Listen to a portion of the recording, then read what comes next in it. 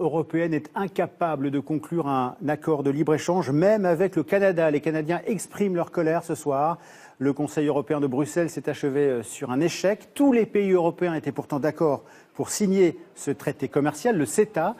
Mais le blocage est venu de la Wallonie, la région francophone de Belgique. Pascal Verdeau, bonsoir, vous êtes notre correspondant à Bruxelles.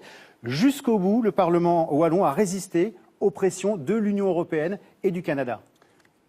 Oui, tout à fait. C'est d'abord un exercice démocratique inédit, un petit parlement régional qui a le pouvoir de ratifier un grand traité international et surtout qui se prend au jeu.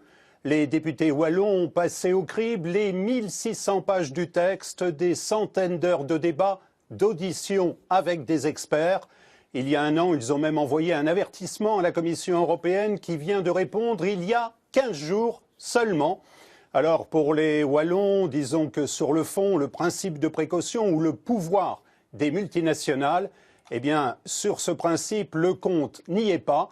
Bref, ils veulent donner du temps au temps, trop tard, rupture des négociations avec le Canada, dans les pleurs cet après-midi. Pour l'Union européenne, c'est un désaveu cinglant. Merci. Le suspense a duré jusqu'au bout. Le CETA, l'accord de libre-échange avec le Canada, semblait encore condamné ce matin.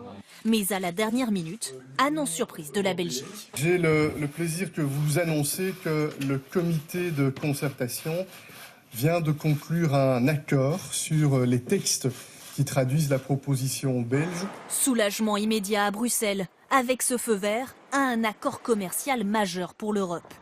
Le président du Conseil européen salue sur Twitter immédiatement une excellente nouvelle, comme le Premier ministre français en déplacement à Bordeaux.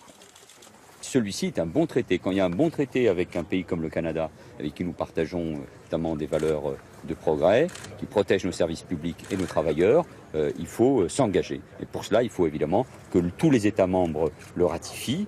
Les Canadiens, eux, affichent une certaine réserve, tant que le texte n'est pas définitivement signé. Optimisme prudent. On espère vraiment que ça va fonctionner pour les consommateurs européens et canadiens, pour nos investisseurs, pour nos travailleurs, pour l'Europe, pour montrer que l'Europe peut aller de l'avant.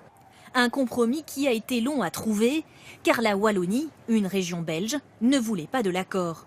Elle a finalement obtenu des garanties supplémentaires en matière d'agriculture et sur le tribunal arbitral censé trancher les conflits entre États et entreprises. Une fois signé par l'Union européenne et le Canada, le CETA pourrait s'appliquer de façon provisoire avant sa ratification par les parlements de chaque pays. Une centaine de manifestants cet après-midi sous les fenêtres de la Commission se battaient encore contre ce traité.